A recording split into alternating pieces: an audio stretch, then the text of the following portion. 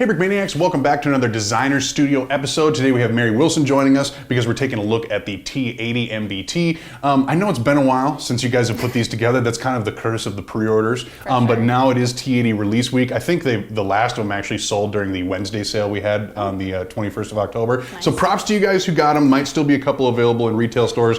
Otherwise, what can the people who are excited for this to be showing up at their door look forward to? Mary, what's some of the cool functions of this tank? Yeah, of course. So just kind of got our basics, we've got our rotating turret, our moving barrel, and then, the semi-functional suspension, as well as quite a few printed parts. So we've got 8 on the top here with some like cargo, and then we got our side skirts printed, as well as all of our wheels down there, which are a little bit harder to see because we've got these awesome mud flaps, side skirt, which were like quite an ordeal.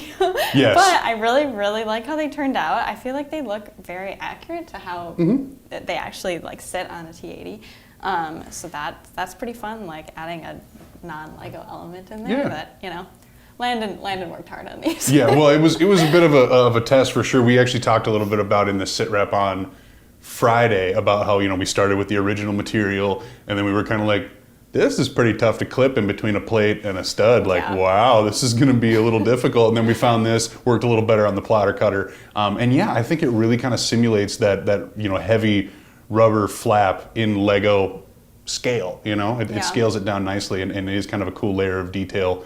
Remember, there is 4 of these included in each one of the kits. Although I will say, the new material, you're not going to break that unless you're really trying. Unless you give it a good pull, it's not gonna tear on you, even with the stud holes. Right, surprisingly durable and clips really well within Lego. So I'm really glad we found this material because we wanted it to be solid. Yeah. So.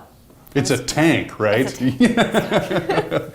Yeah, so I love the printed elements. That's a cool addition as well. So talk to me a little bit about, this is another one of those models that kind of went through some rebuilds, some readjustments, some chassis reworks, the expansion of the turret, etc. How did that kind of all come together? Yeah, so I originally was like just basing it off of the blueprints without really looking back at our prior models, which was a mistake on my part.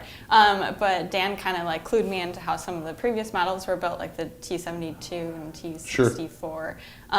And so that really helps like give this the general shape. This is a little like flatter than the previous models just because it's very modern and it's gone through like so many different so that was interesting to incorporate all of that, but overall we made it. And I think it's very accurate to like how it actually looks in real life, and then also like holding true to our older models, which it should, so they all look good on your shelf together. Yes.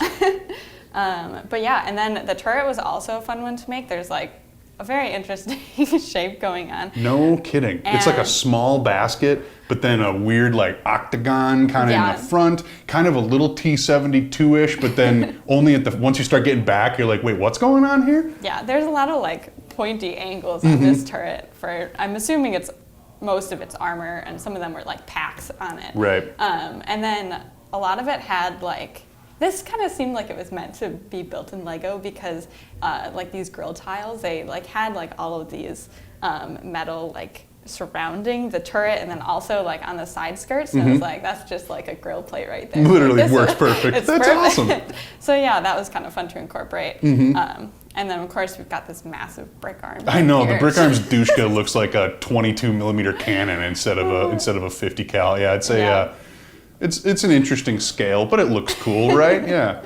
Yeah, so when your minifigs up here, then you can rotate this too. So cool. you can aim a little bit more for your... And that's not even just like moving the stud in the hole. That's like you got actually a little mechanism there that spins that thing. Yeah, we've got a turntable in there, so it's sturdy. It's good. Oh, very, very cool. And then there's 2 opening hatches, one on top and one on the front? One up here, and then this one's actually a swivel hatch. I love that. I think that's so cool. Yeah. It does. It slides around. Like, I think it looks really, really cool. Yeah. Which probably, it makes sense if you're not going to want the opening hatch right in front of the... Especially with a barrel that big. Yeah. Oh my goodness, that is a massive gun coming out of that turret. Just the entire tank looks like it's working just to be able to move this gigantic barrel around. Yeah. So very, very cool. Obviously, kind of one of those tanks that, like, if you like that dark gray look, boy, this tank is right up your alley, because there's not a lot of color going on here. Yeah, it is just straight up dark gray, but a very intimidating looking tank and an excellent addition to Red October. Anything else you want to cover? I think that's about it. Okay, cool. Well, it does come with a modern Russian tanker, which is kind of a unique figure. So now let's bring in Landon and take a little bit closer look at this minifig. Yeah, that's right. This is a standard modern Russian tanker in this Digiflora pattern. Which we haven't released very many of, correct? No, it's an interesting pattern. It's a little tough to work with, just given the scale, because it is a finer pixel compared to a lot of other digital camouflages. So I'm trying to, I guess, balance the scale versus how it shows up on this dark substrate. So it's been tricky, but it's been a fun challenge. This is a special tanker outfit, a uniform overall. So we have this vest. I'm not sure if it's like a ballistic vest or if it's just sort of I guess a shrapnel kind of flak vest almost. Snack pouches.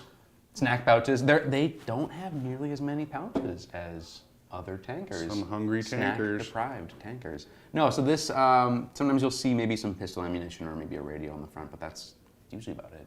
Maybe a pistol holster, but I've opted to keep this pretty sparse. Maybe down the road I'll add some more to it. Spice it up, sure. Yeah, but that's again a unique vest to the tankers. There's some adjustment straps in the back.